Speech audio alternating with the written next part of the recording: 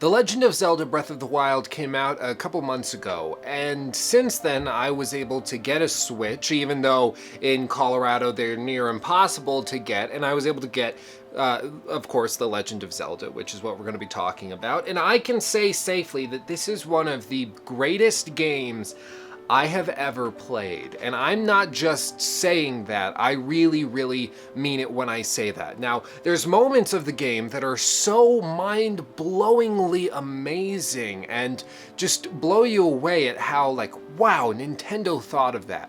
Wow, I thought I was going to break the game when I thought of that, and they had that all planned out, and turns out I can go back and do a ton of other stuff using that same technique that I just wouldn't have even thought that they had even considered. And then there's other moments when you are baffled at how lame and how poorly thought out other elements are, which it makes it all the more incredible that the game is one of the best I've ever played, because those incredible moments so far outweigh the lame moments that it still is one of the greatest games I've ever played. And I'm hoping that many of the issues that I'm going to address in this video will be addressed in future DLC updates and patches and all of that. I'm sure there's moments and things that they can do. Now, this is going to be just a long-winded review. I'm going to be talking about the game, talking about what I think of it, elements I thought were good, elements I thought were bad. We're going to be addressing all of that. And I'm just going to do it like this, talking to the camera, try to keep edits at a minimum, just so that it's just me talking to you, get it out there like two friends just chatting. We're going to try to have this one-on-one, no crappy, stupid scripts that get between us getting this point across. So that's what we're going to do.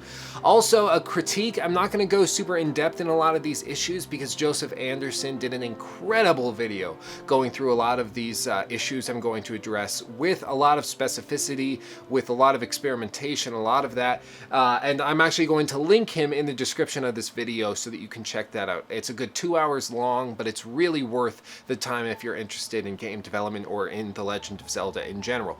Now, when I say that there are moments of the game that are incredible and moments that are just so terrible that it's hard to quantify, I do mean that, and I'm going to go through examples of each. I'm going to start with cons.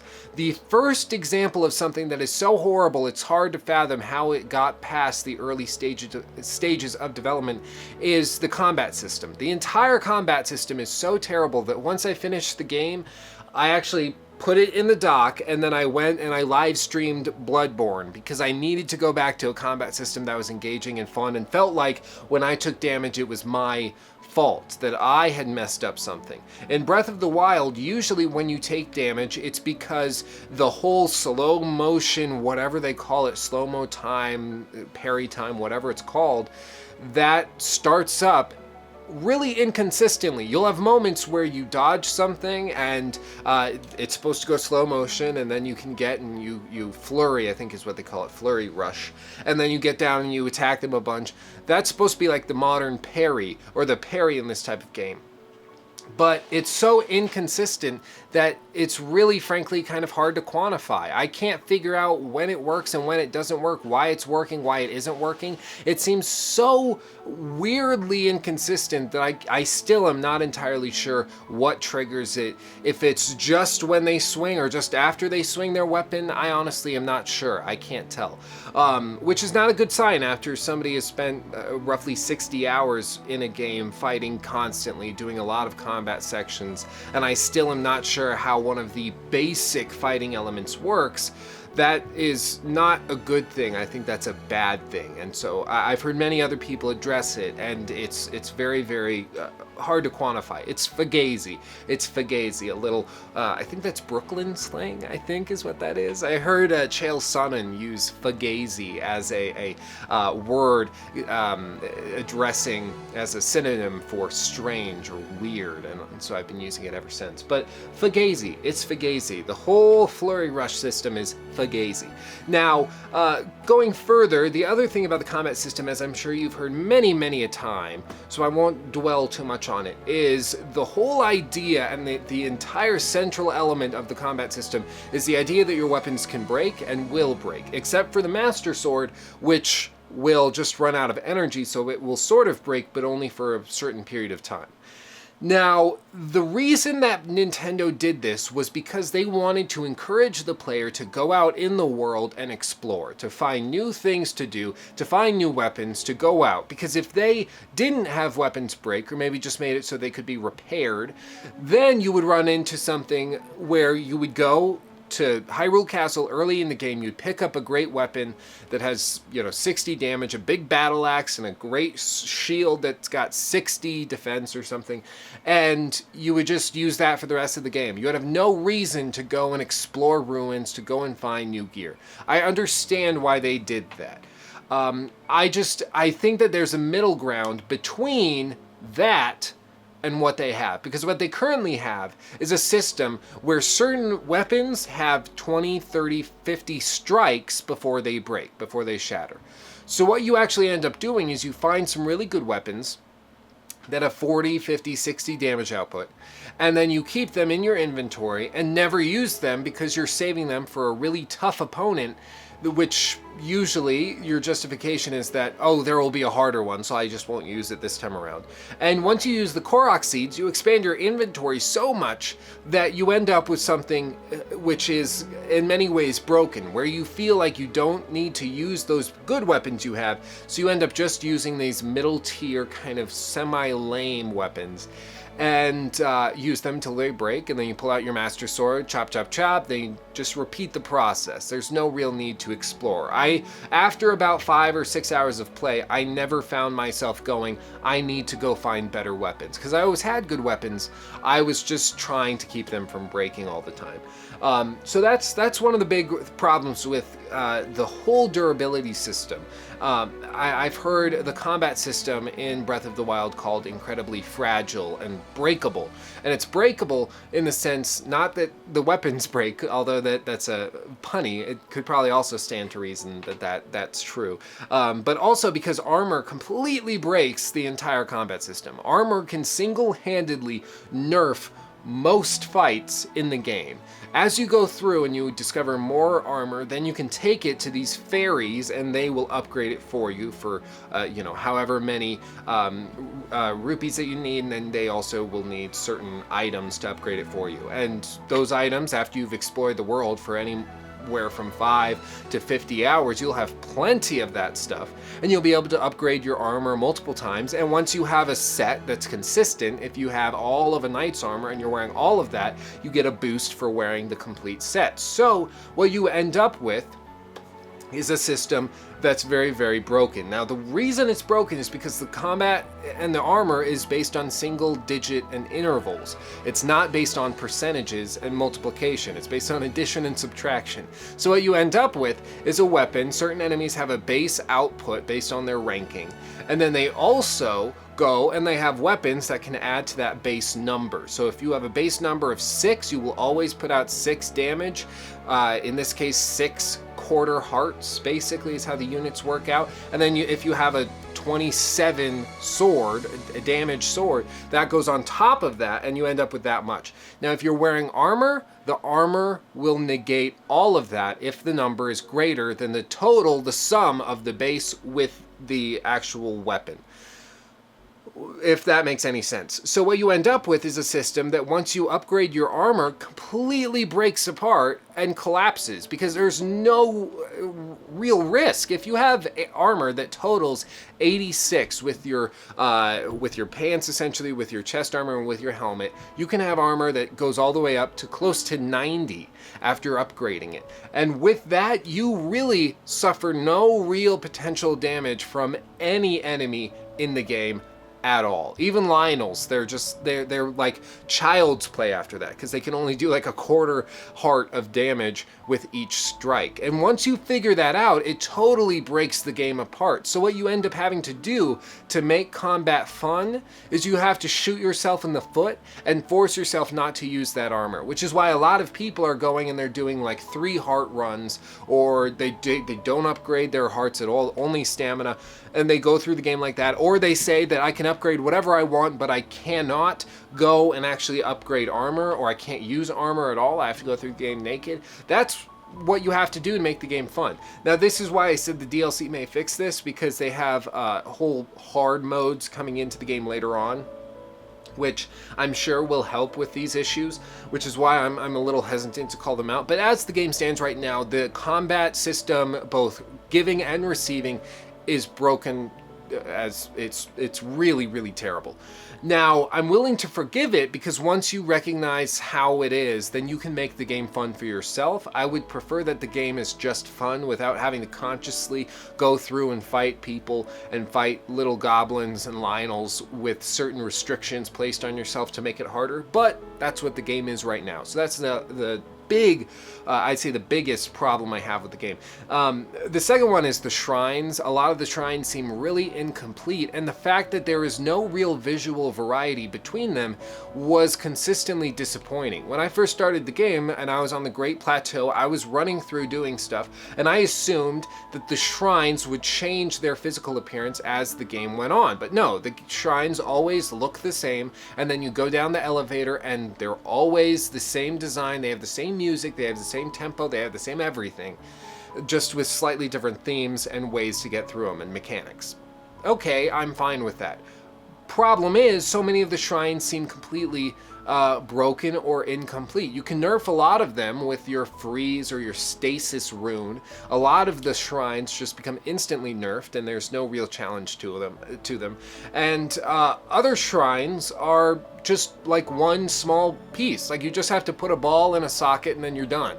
And it's like, did I just break the game? Is there some glitch that's preventing that? I had multiple times where I thought this must be a glitch. I must have missed something that would make this harder than it has to be. But no, it's just a shrine that was a little shallow. Now, I believe Joseph Anderson established there are 120 to 121, roughly 120 shrines in the game. Some of those are combat shrines, which are literally just repeated shrines. They're almost identical in every way, almost.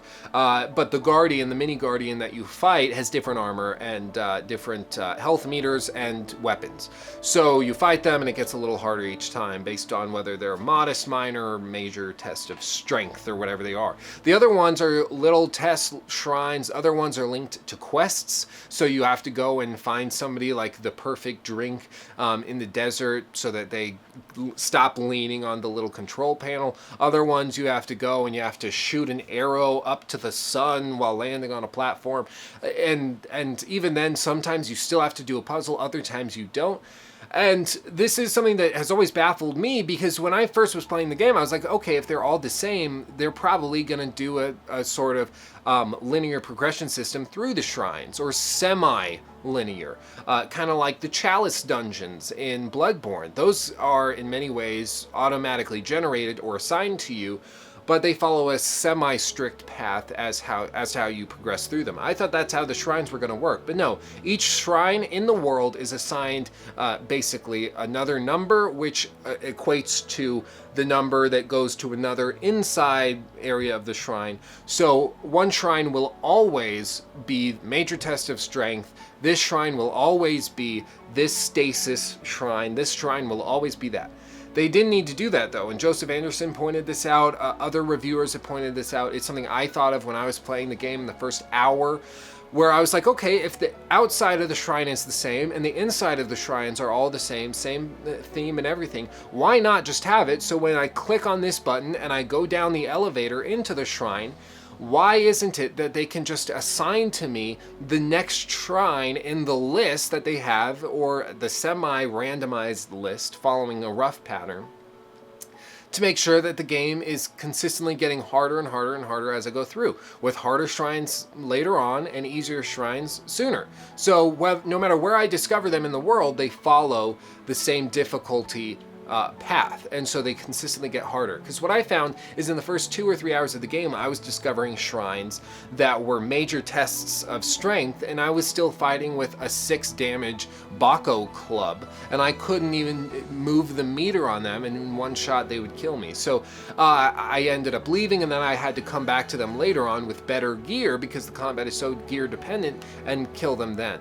So that's one of the big things that baffles me that they didn't think of, and I'm sure they had a reason to doing this. Maybe they wanted the world to be the same for absolutely everybody, same experience, same output, but I think it would be a relatively simple solution that I think makes a lot of sense, and I think most people would be happy with it, because it would make sure that the game levels and paces itself correctly. Those are my two big problems, shrines and combat. And both of those seem to show instances where Nintendo settled on what they're doing and they just stuck with it. They said, we're going to stick with this combat system. It's got to be simple enough that kids can play it, but also complex or hard enough, I guess, that adults can find challenge in it by going to harder bosses early on. But for me, it just ended up getting more frustrating than anything, because if I didn't have the right armor, I didn't have the right ammunition for my arrows, or if I didn't have the right combat weaponry, then I couldn't actually do enough damage to win a fight. Even if I was so good, I was dodging every attack, eventually you reach a point where you just run out of weapons because they all break. And that's one of my main problems with the game. Now, I've talked a lot so far, probably for about 15 minutes, on problems the game has, but I do want to establish that this is still one of the greatest games that I've ever played. And one of the reasons I think that it's so incredible is simply the world. The world is so incredibly well crafted and paced that it frankly baffled me when I was first playing it. And then it made sense to me when I was going through articles, and I was reading articles going through, and I saw an article by one of the game's head designers, and he said that they developed a tool that they'll actually be releasing in DLC later this year, which would track over the last 200 hours of gameplay everywhere that Link stepped foot. And it would trace it with a little red line, and they could look at the overhead map of Hyrule, and they could see everywhere the player had traveled. And what this allowed them to do was see, okay, well, they aren't going to this area hardly at all. This area, I can still see everything. They barely traveled there. Why is that? Why are they not going there? Is there nothing interesting down there? Is it too big of a drop? Is there a Lionel down there that's too scary? What is it that's keeping players from going there? And then they would adjust it so that players would go there, and then they would look over here. Oh, lots of people went here, but they missed this shrine that was on the other side of the mountain. How can we get them to see that? Oh, well, let's carve a little walkway in here and maybe put like a race there or some activity. And they would carve and craft the world around the player, specifically seeing how people naturally, through their curiosity, would find and discover things, which I think is absolutely brilliant, and many studios should learn from it moving forward. Now, I'm glad that we're going to be getting that as a piece of the DLC coming later this year, because I know I'm going to use it, and I'm really interested to see where I've traveled, where I haven't traveled. It'll help me find the last few shrines I'm missing. But it's something that really explains a lot of how this game is so interesting all throughout. You hop on a horse, and you're riding through the world, and no matter where you look, there's always something that catches your eye, and you go and you want to check it out. Even if you've been playing the game for 50, 60, 70 hours, there's still something interesting, which is amazing, frankly. And the reason that the game is so incredible in its world design, I think, can be summed up with one word, and that's curiosity. The game rewards curiosity in so many different ways. And I think that this is done and can be explained relatively well with one game mechanic, and that's the Korok seeds. There are over 900 Korok seeds in the game right now. Over 900. Almost 9,000, over 900. And these are all little tiny puzzles. They can be everything. I just did one where I was climbing up a mountain and I saw a flower, and I was like, ooh, that flower is interesting. So I ran up to pick it because I thought it could be used in some sort of recipe or elixir. And I stepped on it and it poof. And then another flower popped up like 100 feet in front of me. I was like, oh, this has to be a Korok seed. So I went and I followed and stepped on that one, and I followed up a hill, stepping on all these flowers. They'd poof, and then another one would pop up, and I kept following them, and sure enough, a Korok seed popped up.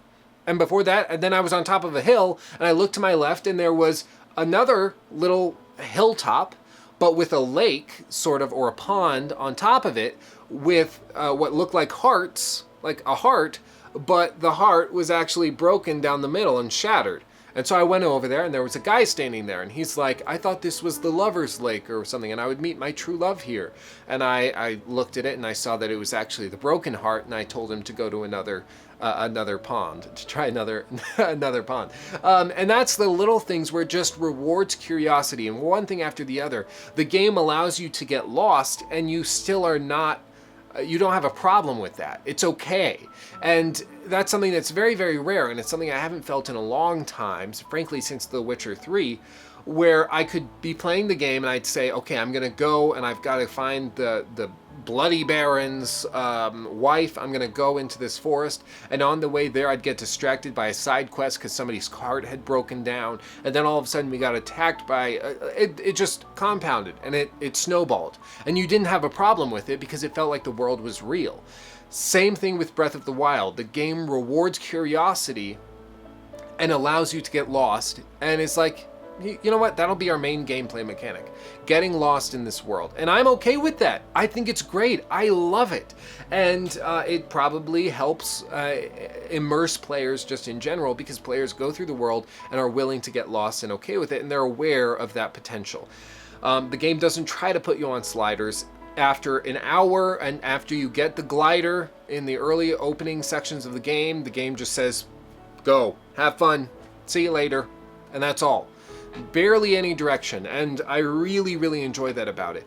And when games try to do this and they try not to explain stuff to you, it has to be done in such a way that it's intuitive, to the point where players think something could work, or like, this would make sense, and then do it, and sure enough it works. If you're standing by a lake and there's a chest of treasure in the lake floating in the water, you can't open it up while you're swimming. So you think to yourself, okay, how am I going to get access to that crate or to that treasure chest? And you think, oh, I've got this freeze rune that will build a pillar of ice out of the water. I'll freeze it right underneath it, maybe it'll lift the chest out. And sure enough, it does, and you can go and get it. That's something that the game never teaches you. There's no pop-up prompt that tells you that you can do that. It just works because you thought it would, and they thought it would, and they thought of that way ahead of you years ago and put it in the game.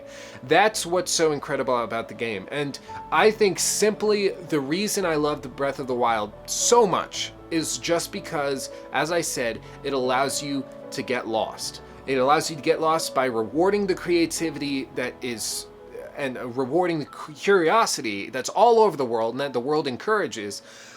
And also, the personality in the world is so tangible that it's hard to describe without playing the game yourself. Everything from the sound design to the voices of the characters to the personality, the way they walk, the way they dance, the fact that when you upgrade your inventory, weird broccoli dude goes and like shakes his little maracas and dances around, and then confetti flies up. It's so weird and quirky, but it's fun and it's endearing, and it makes you want to see more of it.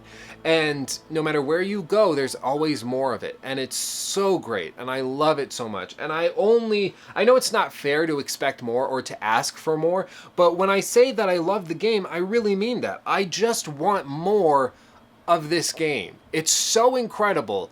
It's hard to quantify how Nintendo made a game this good, seemingly out of nowhere. It's so amazing. I'm frankly baffled. There's moments and parts of it I would like to be improved, and maybe they will through the DLC, or maybe we'll just have to wait till the next Zelda game comes out. But nonetheless, the game is one of the best that I have ever played, and if you haven't played it yet, I suggest getting a Wii U if you don't have one, or getting a Nintendo Switch if you don't have one. It's that good. It's that good that I bought a Switch and I got Nintendo's Breath of the Wild, and I don't regret it at all. That's how good this game is. Thanks for watching. Hey, if you liked that video, thank you so much for watching. Make sure that you check out my Discord. I've actually got it back there. People have been chatting through this whole video. We have a great time over there. Links in the description. Also, Patreon's down there if you want to support the channel through that. I would really appreciate it. Also, follow me on Twitter. You'll get to know all about live streams that go up when we're over on Twitch or wherever. We have a great time. I'm honestly thankful that you watched the video. Let me know your thoughts on Breath of the Wild down below. I'd love to read them. But with that said, thanks for watching. I love you all. Peace out.